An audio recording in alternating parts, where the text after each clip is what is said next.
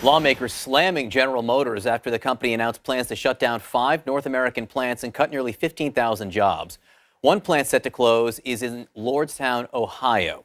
President Trump is blaming Ohio's Democratic Senator Sherrod Brown for the closure, telling the Wall Street Journal, "Well, it's one plant in Ohio, but I love Ohio, and I told them you're playing around with the wrong person." And Ohio wasn't properly represented by their Democrat Senator Sherrod Brown because he didn't get the point across. Well, joining me now is the Democratic senator from the state of Ohio, Sherrod Brown, who spoke to the president last night. So let's start with the news. What did you talk about?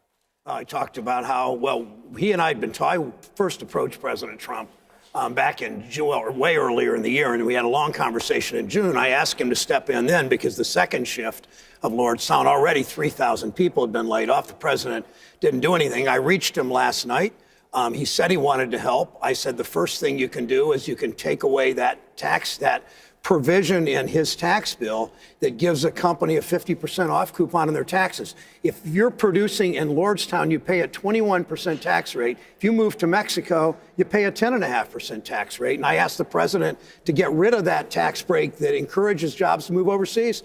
He wasn't really aware of that, but he said he would help. And he said he'd sign on to my American Jobs, American Cars Act, which will incent car buying in the United States of American cars and take away that tax break for companies outsourced. He said he wants to help. He put me in touch with his U.S. Trade Representative, Robert Lighthizer, in Ohio, and I might add. And we're going to work on this, and I'm going to take the president at his word. He doesn't always do what he says, but he promised this, and we're going to move forward and hope we can get this through Congress. All right, let's take this into 2 parts. Number one, he said he did not know that the tax plan that he supported last year created, and it's complicated, and I don't want to get people mired in the details here, but this tax system which incentivizes companies, you say, to move their plants overseas, he didn't know about that. Yeah, there's no question that's what that does. It essentially is we say to American companies, if you move overseas, we'll give you a 50% off coupon on your taxes. When I explained how that worked, he said he wants to help. He likes the American Jobs, American Cars Act.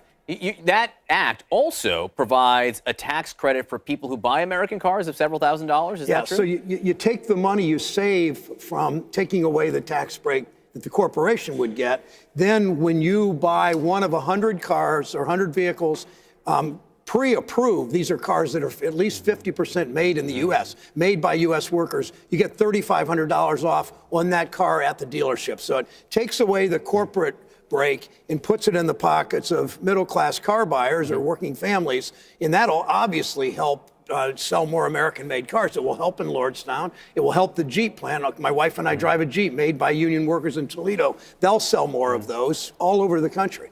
Did the president explain to you why he seemed to blame you for the Lordstown closure? I didn't talk about that. You know, the president's not one to take a lot of responsibility for his own issues, problems.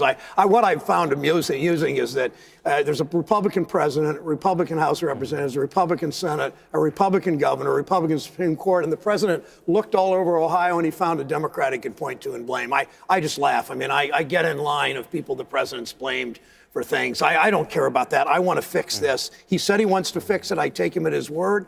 I'm working with his trade representative, and we're going to go to town on it in the next few weeks. Do you think he blamed you because you were considering a run for president in 2020? I think he blamed me because he can't blame himself, and he needed to blame a Democrat. And I guess I'm the only statewide Democrat in Ohio, so what better guy to blame? What the heck? So you mentioned, again, the provision in the tax code which you think hurts manufacturing in Ohio. Do any of the president's other policies, have they hurt GM in your state? Well, sure. I think the president, the White House looks like a retreat for Wall Street executives, except on the days it looks like a retreat for pharmaceutical executives. So I think plenty of his policies have been aimed right at the middle class.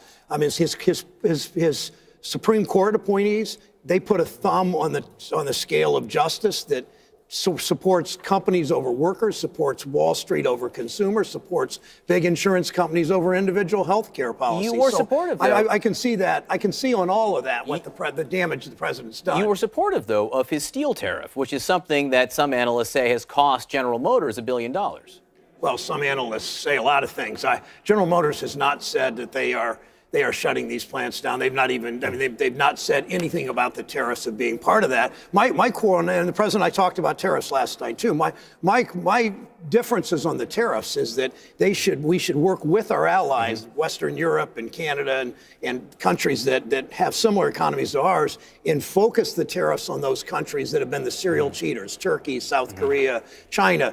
That's not what he's exactly done with these tariffs. I support them generally, but I think we could do them better. So a little bit of politics now. The president, in talking about the various investigations swirling around him, has threatened Democrats who are coming into power in the House, not the Senate, where you are. He's basically said, if you investigate me, you're opening up a can of worms. The direct quote to the New York Post was, I think that would help my campaign. If they want to play tough, I will do it. They will see how devastating those pages are. He's threatening to declassify information that he says will hurt Democrats. He's threatening you if you all investigate it. There's threats all the time coming from the White House. To me, I want to see this Congress, both houses, I want to see this Congress do substance. I want us to do infrastructure. I want us to keep down drug prices. I want us to fix the Affordable Care Act, which has worked well for 900,000, well, really for my whole state.